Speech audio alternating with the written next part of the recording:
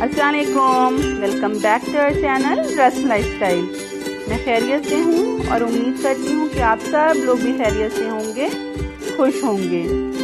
अभी हो गई है शाम और आज मैंने अपना ब्लॉग स्टार्ट किया है इवनिंग से ही और मैं आई हूँ किचन में बच्चों के लिए कुछ स्नैक्स बनाने के लिए। आज मैं बना रही हूँ हश पपीज़, तो वही रेसिपी मैं आपके साथ शेयर करूँगी। ये धनिया भी मैं उसी के लिए साफ़ कर रही हूँ, इसको अच्छे से साफ़ करके धो लूँगी और बाकी की भी सारी कटिंग शॉपिंग कर लूँगी जो भी उसके लिए रिक्वायर है। ऐसे तो आप बहुत सी वेजिटेबल्स इसमें डाल सकते हैं, लेकिन जो बेसिक वेजिटेबल्स चाहिए होती हैं वो है अनियन, टोमेटोज और ग्रीन चिली और ये कोरिएंडर लीव्स। ये बेसिक है जो आपको चाहिए ही चाहिए। इसके अलावा आप जितनी भी वेजिटेबल्स चाहें इसमें डाल सकते हैं, उसका टेस्ट उतना ही अच्छा होता जाता है। ये काइंड ऑफ फिटर ही होते हैं बट थोड़ा ज़्यादा क्रिस्पी होते हैं, अंदर से थोड़ा गुई होते हैं और टेस्ट में ज़्यादा अच्छे होते हैं नॉर्मल फिटर्स से। इसके लिए मैंने कॉर्न मील लिया है 2 कप और 2 मीडियम साइज़ अनियन ली हैं, फाइन चॉप कर ली हैं। 2 मीडियम साइज़ टोमेटोज़ लिए हैं, उनको भी फाइन चॉप कर लिया है। 1 कैप्सिकम ली है और ग्रीन चिली ली हैं 4 to 5, उनको भी फाइन चॉप कर लिया है और कोरिएंडर लीव्स ले ली हैं।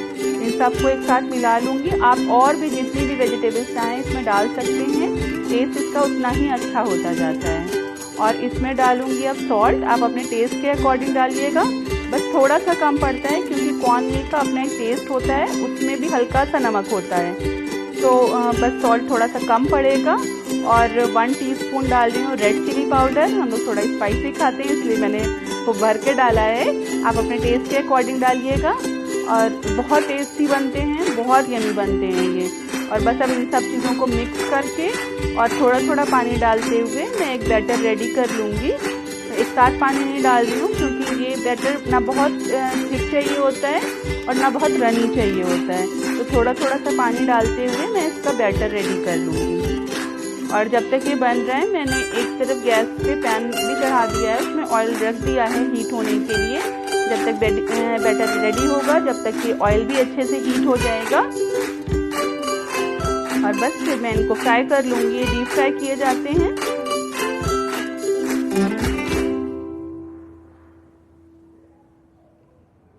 बस इसकी कंसिस्टेंसी ऐसी होगी जैसे अगर एक बॉल जैसी बनाए या कोई शेप बनाए तो थोड़ी देर के लिए टिका रहे उस शेप पे।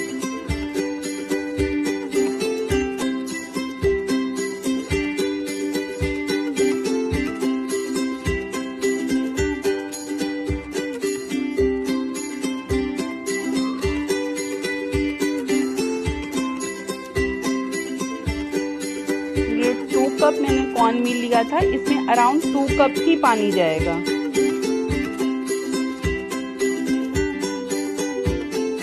कॉर्न मील ही लेना है, कॉर्न फ्लोर नहीं लेना है इसके लिए।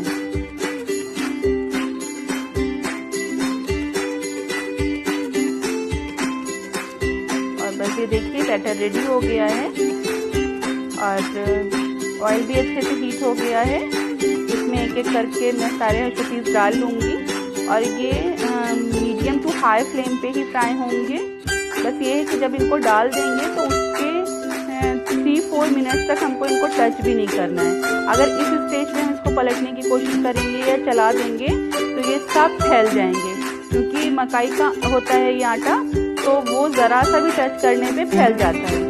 तो 3-4 मिनट तक हम इसको टच भी नहीं करेंगे, इसको डालने के बाद ऐसे ही पड़ा रहने देंगे फ्राई होने के लिए। जब तक फिटर्स फ्राई हो रहे हैं, जब तक कि मैं इसकी डिपिंग भी रेडी कर ले रही हूँ। इसके लिए मैंने लिया है 3 टीस्पून मेयोनीज और उसमें डाल रही हूँ मैं ये चिली सॉस है हॉट एंड स्वीट, वो मिला ले रही हूँ और बस इसकी डिपिंग रेडी हो गई है। दोनों चीज़ों को मिक्स कर लूँगी और बस सिंपल सी डिपिंग रेडी हो गई है। और बॉटल की नेक को मैंने साफ़ कर लिया है अपनी उंगली से, क्योंकि ऐसे अगर कैप लगा दें तो वो सब साइड से बह के निकलता है, वो बहुत गंदा लगता है। और अब इसको जैसा कि सभी करते हैं मैं अपनी फिंगर लिक कर लूँगी।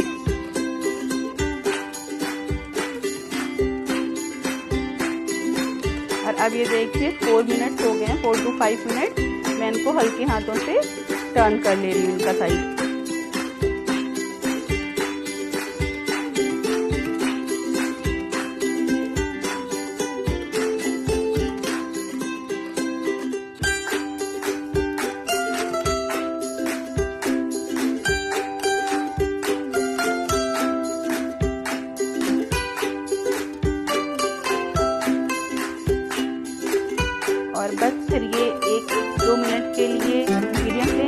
और फिर फ्लेम हाई करके अब आप इनको किसी भी तरह से हैंडल करें, नहीं टूटेंगे ये। बस शुरुआत में हमको थोड़ा ध्यान रखना पड़ता है कि इसको बहुत नहीं चलाना होता है, वरना ये पूरे ऑयल में फैल जाएंगे, सारा ऑयल भी बर्बाद होगा और ये भी अच्छे से नहीं बन पाएंगे।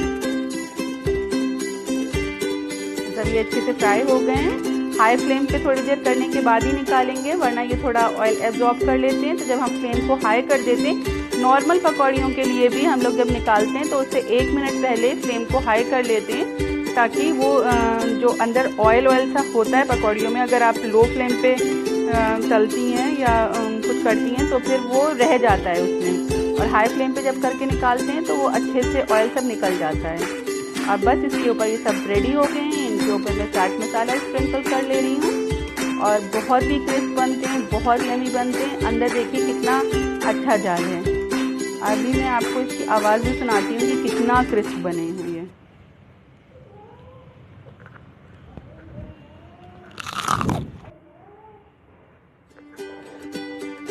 और अब मैं आगे में सिलाई करने के लिए थोड़े से मुझे किचन कर्टन बनाना था, किचन विंडो का। तो बच्चे और हस्बैंड चले गए हैं, बच्चों को एक राउंड लगाना था तो हस्बैंड लेके चले गए उन लोगों को, तो मैं सिलाई लेके बैठ गई हूँ और मेजरमेंट में ले आई हूँ विंडो का। उसी हिसाब से ही मेरे पास एक कपड़ा रखा हुआ था तो उसका मैं कर्टन बना ले रही हूँ।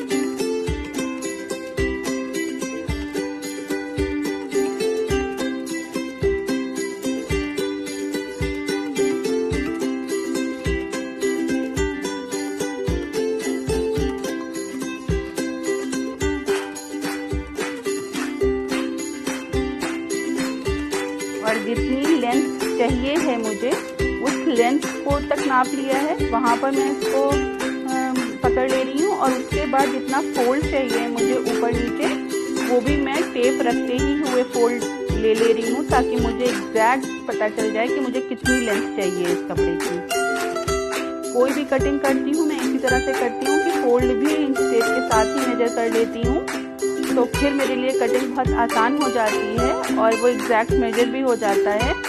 तो बस मैं सीजर की हेल्प से एक निशान लगा लूँगी एक तरफ कपड़े के एक साइड, और उतनी ही मेजर करके जितनी लेंथ मैंने इस साइड ली है दूसरी साइड भी निशान लगा लूँगी, तो कपड़ा एक बराबर कटता है। अगर मैं इधर से काटना ऐसे ही स्टार्ट कर दूँगी तो फिर वो एक बराबर नहीं कटता है।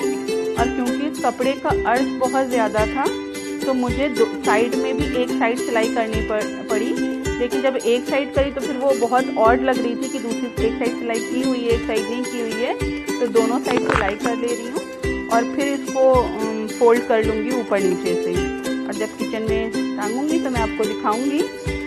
और बस जब मैं सिलाई कर ही रही थी, अभी कंप्लीट भी नहीं हुई थी, इसके लिए थोड़ी सी लेस वेस भी निकाल के रखी हुई है, पूरी कंप्लीट भी नहीं कर पाए थे कि हस्बैंड और बच्चे आ गए थे और टाइम भी अच्छा खासा हो गया था इन लोगों को गए हुए। तो बस भूख लगी थी सबको, खाने की प्रिपरेशन फिर करने लगी थी। ऐसे तो ऑलरेडी मैंने थोड़ी बहुत प्रिपरेशन करके रखी हुई थी, बस भूख सबको तेज़ लगी थी तो सिलाई कंप्लीट नहीं कर पाई और खाना लगने लगा था। आज फिर से बनी थी फ्राइड चाप, तो ये रेसिपी मैं आपके साथ ऑलरेडी शेयर कर चुकी हूँ, तो मैंने इसकी रेसिपी आपके साथ शेयर नहीं करी। अगर वीडियो आपको किसी भी रीज़न से अच्छा लगा हो तो मेरे चैनल को सब्सक्राइब करिएगा। कल फिर मिलेंगे कुछ यमी रेसिपीज़ और इंटरेस्टिंग बातों के साथ। टेक केयर, अल्लाह हाफिज़।